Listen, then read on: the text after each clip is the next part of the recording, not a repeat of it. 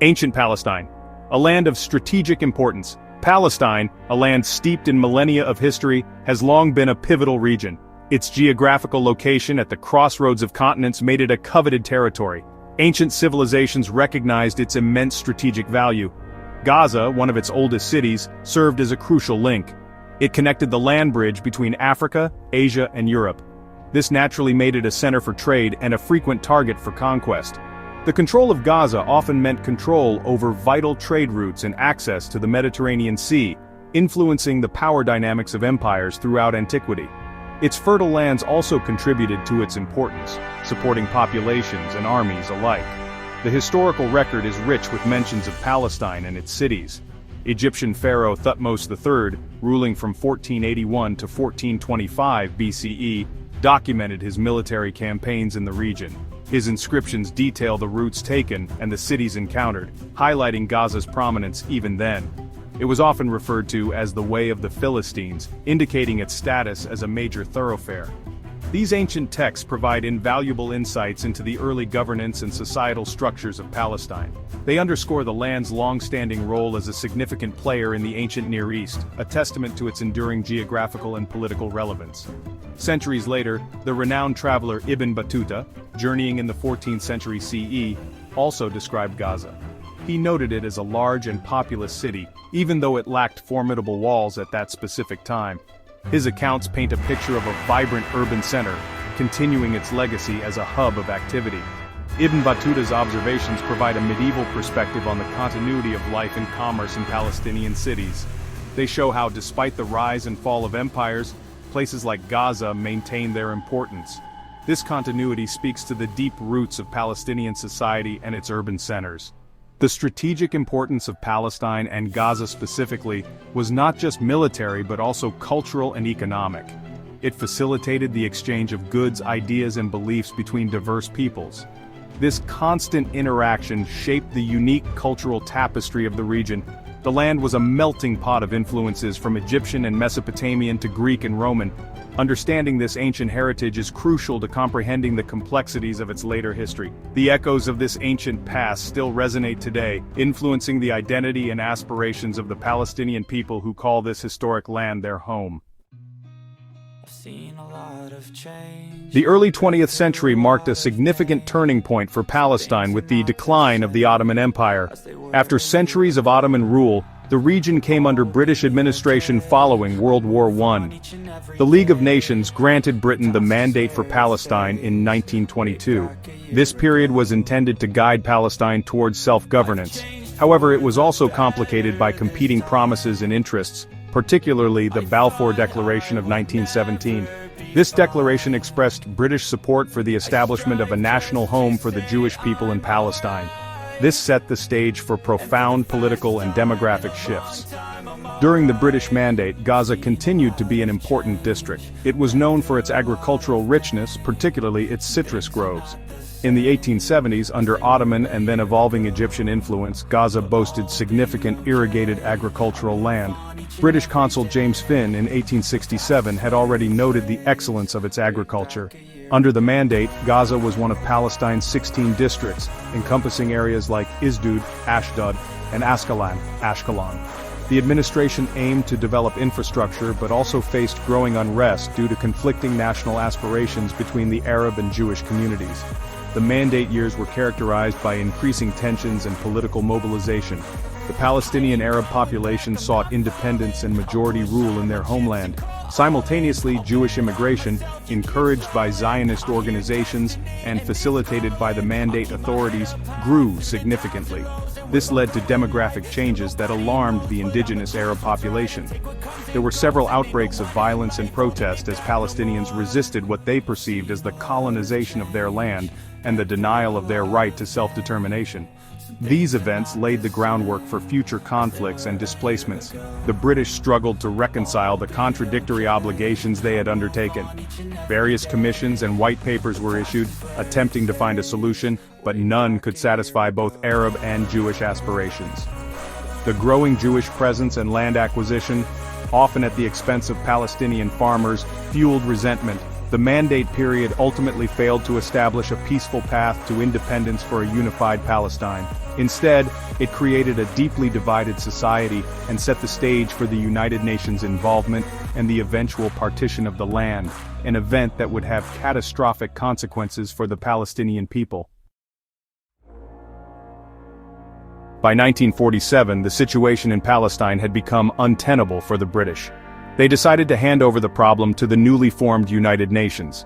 The UN Special Committee on Palestine, UNSCOP, proposed a plan to partition Palestine into two independent states, one Arab and one Jewish. Jerusalem was to be an international city, a corpus separatum, under UN administration. The UN General Assembly adopted this plan as Resolution 181-2 on November 29, 1947. Jewish leaders, representing a minority of the population but with significant international support, accepted the plan. However, Palestinian Arabs and the broader Arab League vehemently rejected it. The rejection stemmed from the perception that the plan was unjust. It allocated a disproportionate amount of land, about 56%, to the proposed Jewish state, despite Jews owning less than 7% of the land and constituting about one-third of the population. For Palestinians, this was seen as a colonial imposition that disregarded their right to self-determination in their ancestral homeland. The plan's approval immediately led to an escalation of violence between Jewish militias and Palestinian Arab forces, as well as attacks on civilian populations. The period between the partition vote and the end of the British Mandate was marked by intense fighting and displacement. On May 14, 1948, on the eve of the British Mandate's expiration, David Ben-Gurion declared the establishment of the State of Israel. The following day, neighboring Arab states, Egypt, Transjordan, Syria, Lebanon, and Iraq, intervened militarily. The ensuing conflict is known by Israelis as the War of Independence and by Palestinians as Al-Nakba, meaning the catastrophe. This war resulted in a decisive Israeli victory.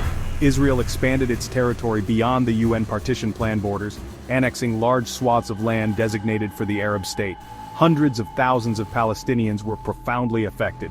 The 1948 war led to the displacement of an estimated 700,000 to 750,000 Palestinians. They either fled the violence or were forcibly expelled from their homes and villages by Israeli forces. Over 400 Palestinian villages were depopulated and subsequently destroyed or resettled by Jewish Israelis. This mass displacement created a refugee crisis that remains unresolved to this day. The concept of the Gaza Strip as a distinct entity also emerged from this war. It became a narrow sliver of land packed with refugees who had been driven from other parts of Palestine, administered by Egypt until 1967. Approximately 70% of Gaza's current inhabitants are descendants of these 1948 refugees. The aftermath of the 1948 war cemented the territorial and demographic changes that defined the early stages of the conflict. The 1949 armistice agreements were signed between Israel and its neighboring Arab states. These agreements demarcated the Green Line, which served as Israel's de facto border until 1967. For the Gaza Strip, the armistice line with Israel delineated its new, constricted boundaries. No formal peace treaty was achieved, leaving the political status of the territories and the fate of the Palestinian refugees in limbo. The Gaza Strip, under Egyptian administration, became home to a massive refugee population. The influx of refugees dramatically altered Gaza's demography. For instance, the Israeli military's Operation Yoav in October 1948, targeting Egyptian forces in southern Palestine, significantly increased Gaza's refugee population. It swelled from around 100,000 to approximately 230,000 in a very short period. These refugees lived in overcrowded camps, often in dire conditions, relying heavily on aid from the newly established United Nations Relief and Works Agency for Palestine Refugees in the Near East, UNRWA. Their lives were marked by loss, poverty, and the yearning to return to their homes and lands, a right consistently denied to them. Throughout the 1950s and 1960s, various plans were proposed to resettle Palestinian refugees from Gaza, but these efforts largely failed. In 1953, a plan involving Egypt, UNRWA, and the United States aimed to resettle 12,000 Palestinian refugee families from Gaza to the Sinai Peninsula. However, massive protests erupted in Gaza against this plan, ultimately halting it. Palestinians viewed resettlement as an attempt to liquidate their right of return, and legitimize their dispossession. Israeli officials also considered various resettlement schemes. These included proposals by figures like Golda Meir and Levi Eshkol, both before and after Israel's brief occupation of Gaza in 1956. Life in the Gaza Strip during these decades was characterized by hardship and political uncertainty. The economy was fragile, heavily dependent on external aid and remittances from Gazans working abroad. The Egyptian administration, while providing some services, also imposed restrictions on political activity. The densely populated Strip became a focal point of Palestinian nationalism and resistance. The memories of the Nakba were fresh, and the desire for liberation and return fueled political movements. This period laid the groundwork for future confrontations and solidified the Gaza Strip's identity as a symbol of Palestinian displacement and resilience. Section 5. The 1967 War and its enduring legacy. The geopolitical landscape of the Middle East was dramatically reshaped by the Six-Day War in June 1967. In a swift and decisive military victory, Israel defeated the combined forces of Egypt, Jordan, and Syria. As a result, Israel captured and occupied vast territories. These included the Sinai Peninsula and the Gaza Strip from Egypt, the West Bank, including East Jerusalem from Jordan, and the Golan Heights from Syria. This occupation brought the entirety of historic Palestine under Israeli control, profoundly impacting the lives of millions more Palestinians. The 1967 war marked a new phase of the conflict, one defined by prolonged military occupation. For Palestinians in the West Bank and Gaza Strip, Israeli occupation meant living under military rule. Military orders governed almost every aspect of their daily lives, from movement and assembly to building permits and economic activity. East Jerusalem, a city of immense religious and cultural significance for Muslims, Christians, and Jews, was unilaterally annexed by Israel, a move not recognized by the international community. The occupation led to further displacement, though not on the scale of 1948.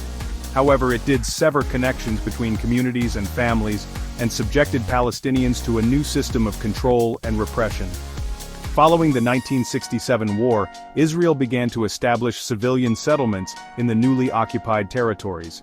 These settlements, considered illegal under international law, started as small outposts but grew significantly over the decades. From 1967 until Israel's unilateral disengagement in 2005, Israeli settlers in Gaza controlled a disproportionate amount of land, including around 40% of its arable land and significant water resources.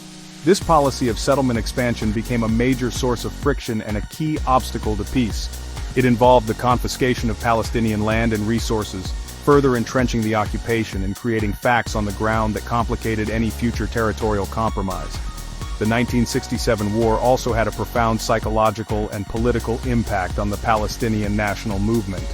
The defeat of the Arab armies led to a sense that Palestinians needed to rely more on their own efforts to achieve liberation.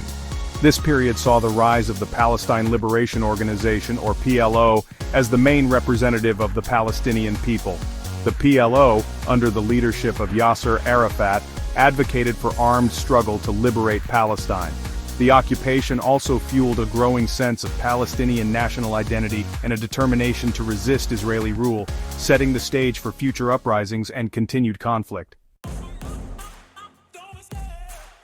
Section 6. Uprisings and the Quest for Self-Determination, the Intifadas. By the late 1980s, 2 decades of Israeli military occupation had created an environment of deep frustration and anger among Palestinians in the West Bank and Gaza Strip. This simmering resentment erupted in December 1987 with the start of the first Intifada, or uprising. It began spontaneously in the Jabalia refugee camp in Gaza and quickly spread throughout the occupied territories. The first Intifada was largely a popular grassroots movement characterized by civil disobedience, mass demonstrations, strikes, boycotts of Israeli products, and stone-throwing by youths confronting heavily armed Israeli soldiers. It brought the plight of Palestinians under occupation to the forefront of international attention. The Israeli response to the first Intifada was harsh, employing measures such as mass arrests, curfews, deportations, and the use of live ammunition, leading to significant Palestinian casualties. Despite the crackdown, the uprising continued for several years, demonstrating the resilience and determination of the Palestinian people. The Intifada significantly impacted Israeli society as well, raising questions about the moral and economic costs of the occupation. It also played a crucial role in shifting international perceptions of the conflict, leading to increased pressure for a political solution. The uprising underscored that the status quo was unsustainable. A second major uprising, the Al-Aqsa Intifada or Second Intifada, began in September 2000. It followed the collapse of the Camp David summit and a controversial visit by then Israeli opposition leader Ariel Sharon to the Al-Aqsa Mosque compound in Jerusalem. This intifada was more militarized than the first, involving armed confrontations, suicide bombings by Palestinian militant groups, and large-scale Israeli military incursions into Palestinian cities and refugee camps. The violence resulted in thousands of deaths on both sides, with Palestinian casualties being significantly higher. The Second Intifada led to a severe deterioration of the security situation and a breakdown of the peace process initiated by the Oslo Accords. The Intifadas represent crucial chapters in the Palestinian struggle for self-determination. They highlighted the deep-seated grievances stemming from occupation, land confiscation, and the denial of basic human and political rights. While they exacted a heavy toll on Palestinian society, they also demonstrated the unwavering Palestinian commitment to resisting occupation and achieving national liberation. These uprisings forced the international community and Israel to acknowledge that the Palestinian issue could not be ignored and required a comprehensive political resolution that addressed the root causes of the conflict. The spirit of resistance born from decades of hardship remains a powerful force. Section 7. The Oslo Accords, a glimmer of hope for peace. Amidst the backdrop of the First Intifada and shifting geopolitical currents, secret negotiations between Israeli and PLO officials began in Oslo, Norway. These talks culminated in the 1993 Oslo Accords, formerly known as the Declaration of Principles on Interim Self-Government Arrangements. Signed on the White House lawn, the accords were hailed as a historic breakthrough. They provided for the establishment of a Palestinian Interim Self-Government Authority, the Palestinian Authority, PA, which would have limited autonomy in parts of the Gaza Strip and the West Bank. The agreement was intended as a 5-year interim period, during which permanent status negotiations on core issues like Jerusalem, refugees, settlements, security, and borders would be concluded. The Oslo Accords generated considerable optimism initially. Yasser Arafat returned to Gaza to head the newly formed PA. Israeli forces withdrew from parts of Gaza and Jericho, and later from other Palestinian population centers in the West Bank. For Palestinians, it seemed to offer a pathway towards an independent state. For Israelis, it promised an end to the conflict and recognition from their Arab neighbors. The international community largely supported the accords, providing financial and political backing. However, the agreements were vague on critical details and faced opposition from hardliners on both sides, who sought to derail the process through violence and incitement. Despite the initial hope, the Oslo process faltered. The permanent status negotiations failed to achieve a final agreement within the 5-year time frame, or in subsequent attempts like the Camp David summit in 2000. Key issues proved intractable. Israel continued its settlement expansion in the occupied territories, a policy seen by Palestinians as undermining the possibility of a viable Palestinian state. Violence, including suicide bombings by Palestinian militant groups and Israeli military actions, eroded trust and hardened positions. The assassination of Israeli Prime Minister Yitzhak Rabin in 1995 by a right-wing Israeli extremist was a severe blow to the peace process. The failure of the Oslo Accords to deliver a lasting peace and an independent Palestinian state led to widespread disillusionment among Palestinians. The Second Intifada, which erupted in 2000, effectively marked the end of the Oslo era. While the Palestinian Authority established under Oslo continues to exist, its powers remain limited, and the occupation persists. The accords did, however, achieve mutual recognition between Israel and the PLO, and established a framework for Palestinian self-governance, albeit incomplete. They remain a significant, though ultimately unfulfilled attempt to resolve one of the world's most enduring conflicts through negotiation. Section 8. Enduring Issues, Settlements, Jerusalem, and Refugees. The Israeli-Palestinian conflict is sustained by several deeply entrenched core issues that have defied resolution for decades. Perhaps the most visible and contentious of these is the continued expansion of Israeli settlements in the occupied West Bank, including East Jerusalem. These settlements, home to hundreds of thousands of Israeli citizens, are built on land Palestinians envision for their future state. International law, including the Fourth Geneva Convention, considers such settlements illegal. However, successive Israeli governments have supported and expanded them, citing historical, religious, and security claims to the land. This ongoing expansion erodes the territorial contiguity of a potential Palestinian state and fuels immense resentment. The status of Jerusalem remains another major point of contention. Palestinians aspire for East Jerusalem, captured by Israel in 1967, and later illegally annexed, to be the capital of their future state. Israel, on the other hand, claims all of Jerusalem, both west and east, as its eternal and indivisible capital. The city holds immense religious significance for Jews, Muslims, and Christians, making any division or shared sovereignty arrangement exceptionally complex. Policies enacted in Jerusalem, including settlement construction, home demolitions, and restrictions on Palestinian residency, further exacerbate tensions and challenge Palestinian claims to the city. The international community largely does not recognize Israeli sovereignty over East Jerusalem. The plight of Palestinian refugees is the third critical unresolved issue, tracing its origins back to the 1948 Nakba. Today, approximately 5.6 million Palestinian refugees, including descendants of those displaced in 1948, are registered with UNRWA. They live in refugee camps and communities in Jordan, Lebanon, Syria, the West Bank, and the Gaza Strip. Palestinians uphold the right of return, the principle that refugees and their descendants should be allowed to return to their original homes and lands in what is now Israel. Israel rejects this demand, arguing it would fundamentally alter the demographic character of the state and pose an existential threat. Finding a just and practical solution for the refugees is essential for any lasting peace.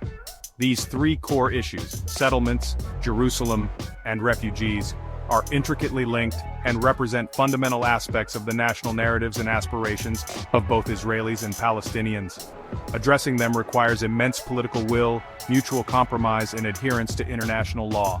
The failure to resolve these issues has not only perpetuated the conflict, but has also contributed to the ongoing humanitarian crises, particularly in the Gaza Strip, and cycles of violence. Any meaningful peace process must tackle these challenges head-on, recognizing the legitimate rights and security needs of both peoples. Section 9. Humanitarian Crises and the Search for a Just Resolution.